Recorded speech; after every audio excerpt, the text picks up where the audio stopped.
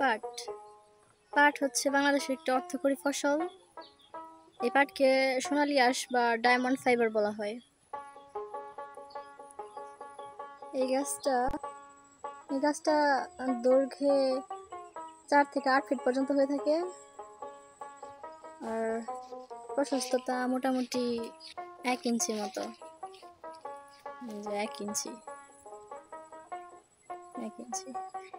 এই গাছের কোনো শাখা প্রশাখা নেই, মোটামুটি লম্বা পর্যন্ত কয়েকটা পাতা শুরু হয়।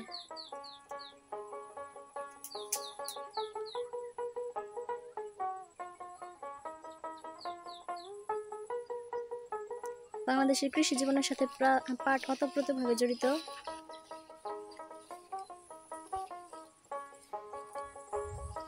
বাংলাদেশের অধিকাংশ কৃষকই পাট চাষ করে থাকে।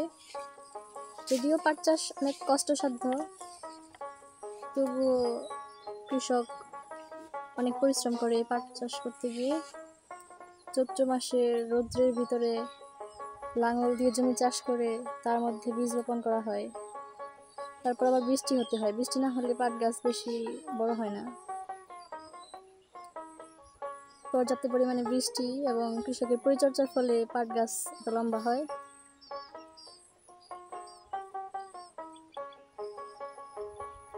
আশ্বিন বা ভাদ্র মাসে এই পাট কাটা হয়। এই পাটগুলো কেটে এক জায়গায় মুঠি করে জমা করা হয়। তারপর 7 থেকে 8 দিন পর পাতাগুলো যখন পচে যায় তখন ঝাঁকি দিয়ে পাতাগুলো ফেলে দিয়ে এগুলাকে পানিতে নিয়ে গিয়ে ভিজিয়ে দেওয়া হয় এবং তার উপরে কাদা এবং কচুরিপানা দেওয়া হয়। এটাকে বলা হয় জাগ দেয়া। জাগ দেওয়ার 20 থেকে 25 দিন পর এটা যখন ক্লাস্ট্রিডিয়াম নামক ব্যাকটেরিয়ার কারণে পাতা পচে যায়, তখন এটাকে ধুয়ে রোদে শুকাতে দেওয়া হয় আঁশটাকে, এবং তার থেকে আমরা পাটকাঠিও পেয়ে থাকি। পাটকাঠি জ্বালানি হিসেবে ব্যবহৃত হয়। এই যে দেখা যাচ্ছে পাটকাঠি, আর আঁশগুলো রোদে শুকাতে দেওয়া হয়।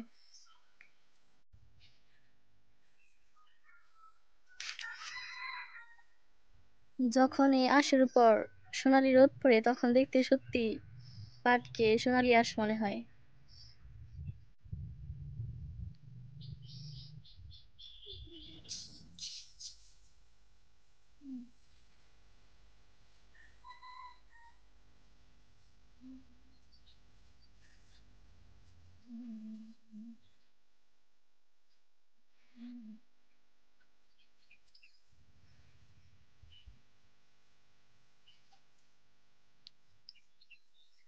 এই পাটগুলো থেকে বিভিন্ন ধরনের দ্রব্যাদি তৈরি হয়।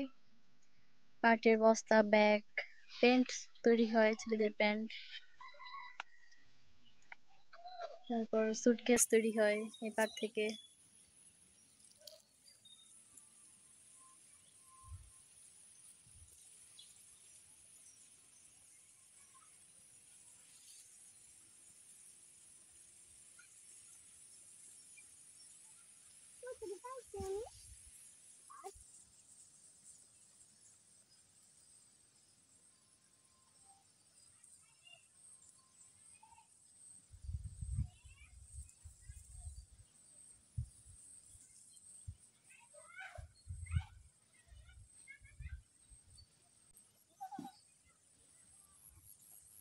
পাটের বহুবিধ ব্যবহার রয়েছে,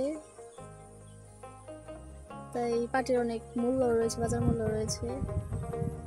যদিও কৃষক তার ন্যায্য মূল্য আমি মনে করি পায় না। সিজনে মনে হয় 2500 বা 2000 টাকা মন পাট বিক্রি করতে পারবে, কিন্তু সেই তুলনায় কৃষকের পরিশ্রম হয় অনেক বেশি।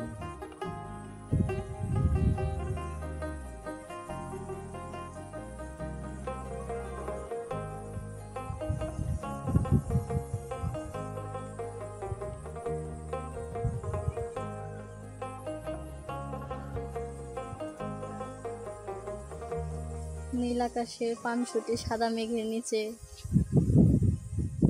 বাতাসে দোলা লাগছে পাট খেতে পাটে। সত্যি অসাধারণ দৃশ্য। গ্রাম বাংলার এই দৃশ্যগুলা শহরের লোকেরা খুবই মিস করে। এই জন্য তো কবিগুরু বলেছেন সোনার বাংলা, নজরুল বলেছেন বাংলাদেশ। জীবনানন্দ দাশের রূপসী বাংলা রূপের নেই যে শেষ।